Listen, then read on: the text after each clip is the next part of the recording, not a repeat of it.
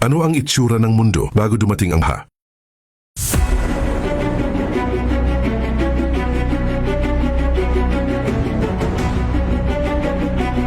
Ang kwento ng malaking baha ay isang misteryosong bahagi ng ating kasaysayan na maraming tao ang iniiwasang talakayin. Sa Biblia at sinaunang tradisyon ng mga Hudyo, binabanggit ang isang mundo bago ang baha, isang panahong puno ng hiwaga, kung kailan ang mundo ay bata pa at hindi pa makasalanan. Sa panahong iyon, lubos nang nasira ang moralidad at kabuuang kalagayan ng mundo. Ang kasaysayang ito ay tila isang salamin ng nakaraan, nagpapakita ng mga ugat ng sangkatauhan. Isipin mo ang isang daigdig na mas malawak ang kalangitan, mas mataba ang lupa, at mas mahaba ang buhay ng tao, umaabot pa sa daan-daang taon.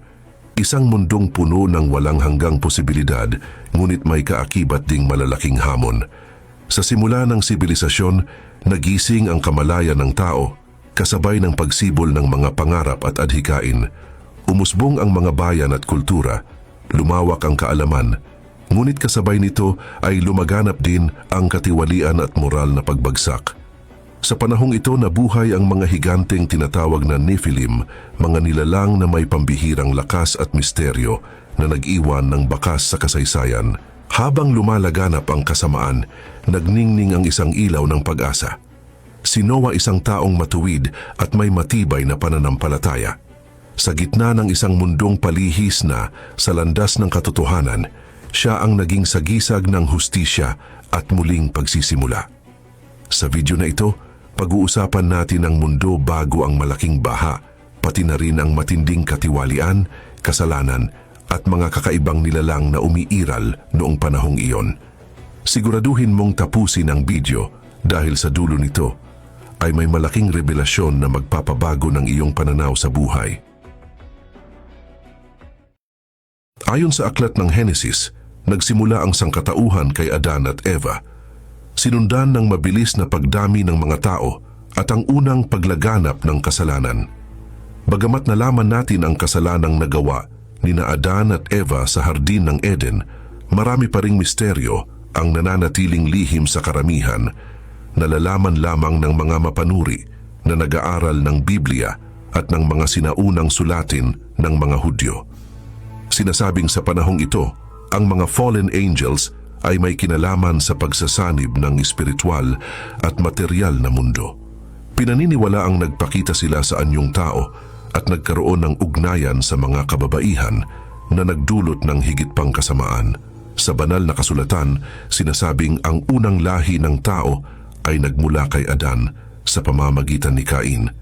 Subalit ang kanyang mga inapo ay inilarawan bilang masasama sa mata ng Diyos. May ilan sa kanila na naging manlilikha ng sining at mga instrumento, ngunit pinaniniwalaan pa rin ng karamihan na ang kanilang angkan ay tinahak ang landas ng kasamaan mula sa simula. Sa kabilang banda naman, may lahi rin si Adan mula sa kanyang anak na si Seth, na inilarawan bilang makadiyos noong una. Sa lahi ni Seth nagmula si Enoch, isang propetang nangaral laban sa kasamaan ng kanilang panahon. Ngunit hindi nagtagal, pati ang lahi ni Seth ay bumagsak din sa kasalanan at nakihalo sa lahi ni Cain. Sa Henesis, binanggit na ang dalawang angkan ay nagsanib at ito ang naging simula ng matinding katiwalian sa mundo. Ngayon ay pag-uusapan natin ang mga aspeto ng sinaunang kultura bago ang baha. Mga bagay na madalas hindi napapansin ng karamihan. Isa sa mga pangunahing tanong ay, ano ang wikang sinasalita ng tao bago ang malaking baha? Walang tiyak na sagot ang Biblia tungkol dito, ngunit sinasabing bago ang Tore ng Babel, iisa lamang ang wika ng sangkatauhan. Tinatawag ito ng ilan bilang Adamic language o wika ng mga anghel. Subalit, matapos ang Babel, ito ay tinanggal sa sangkatauhan at hindi na muling naibalik.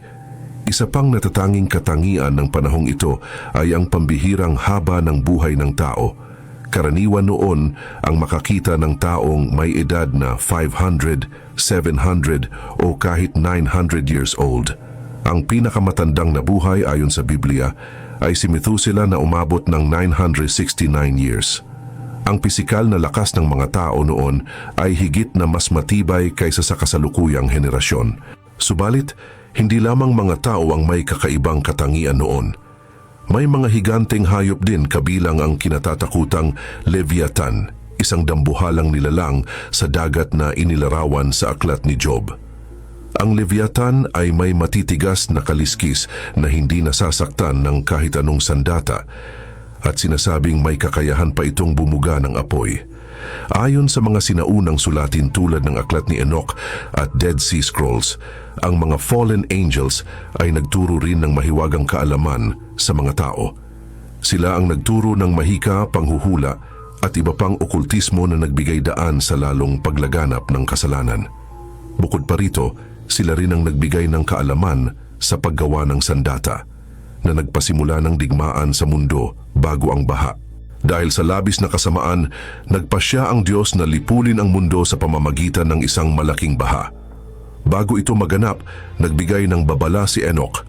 Darating ang Panginoon kasama ang libu-libong banal upang hatulan ang masasama. Ang mga higanteng Nephilim na bunga ng pagsasanib ng mga fallen angels at tao ay sinasabing nagdulot ng labis na kaguluhan. Marami sa kanila ang nagkaroon ng kakaibang kakayahan at ayon sa tradisyong Hudyo, may ilan sa kanila na nasangkot sa kanibalismo. Sa kalaunan, nagkaroon ng isang matinding digmaan sa pagitan ng iba't ibang lahi ng mga higante, isang labanan na pinasimulan umano ng anghel na si Gabriel. Mula sa panahong ito hanggang sa baha, tinatayang lumipas ang 1,200 years, isang yugto ng matinding kapighatian sa mundo. Ang panahon bago ang malaking baha ay isang madilim at kakaibang kabanata sa kasaysayan ng sangkatauhan, kung saan ang sangkatauhan ay bumagsak sa pinakamalalim na kasamaan. Ang kasaysayan ng mundo bago ang malaking baha ay isang paalala na ang kapangyarihan, kaalaman at kasaganaan ay maaring maging biyaya o sumpa, depende sa kung paano ito ginagamit. Ipinakita ng panahong iyon kung paano maaaring magdulot ng kapahamakan ang labis na kasamaan.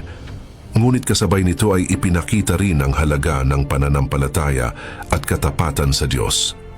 Sa kabila ng laganap na katiwalian at kasalanan, nanatili si Noah bilang isang matuwid na tao, isang simbolo ng pag-asa sa gitna ng isang mundong bumagsak sa kasamaan.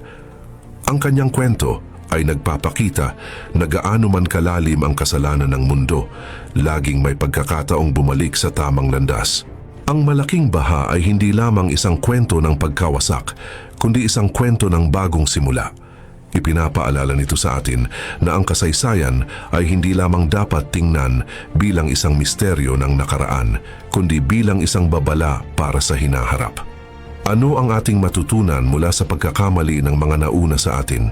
Tayo man ay nasa isang makabagong panahon, hindi nagbabago ang katotohanan. Ang bawat kilos natin ay may epekto sa ating kinabukasan. Kaya't sa halip na tularan ang mga naunang lumihis sa landas, piliin nating maging tulad ni Noah. Isang ilaw ng katotohanan, isang tinig ng kabutihan at isang matatag na tagapagtanggol ng pananampalataya. Sa huli, ang kasaysayan ay maaaring ulitin kung hindi natin ito bibigyang pansin. Kaya ang tanong, sa harap ng mga pagsubok ng ating sariling panahon, pipiliin mo bang magpatuloy sa kasamaan o magiging bahagi ka ng isang bagong simula?